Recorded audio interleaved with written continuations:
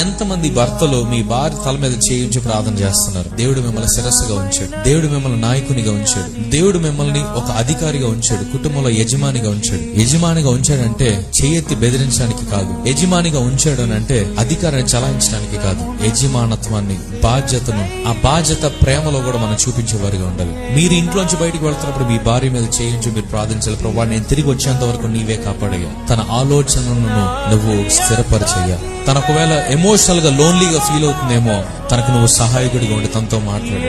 ఏ కుటుంబంతో గాని, ఏ స్త్రీతో గాని, ఏ ఫ్యామిలీ మెంబర్ తో గాని తను కంపేర్ చేసుకోకుండా, తను తగ్గించేసుకోకుండా, తను ఇన్సెక్యూర్ ఫీల్ అవ్వకుండా తనకు నువ్వు తోడుగా ఉండు. తనకి ఫిజికల్ గా మంచి హెల్త్ దయచేయ, మెంటల్ గా మంచి స్ట్రెంత్ దయచేయ. తన పోరాడుతున్న ప్రతి పోరాటంలో తోడుగా ఉండయ్యా. అపవాది ఇదిగో తన దరికి రాకుండా నీవే కాపాడు తండ్రి.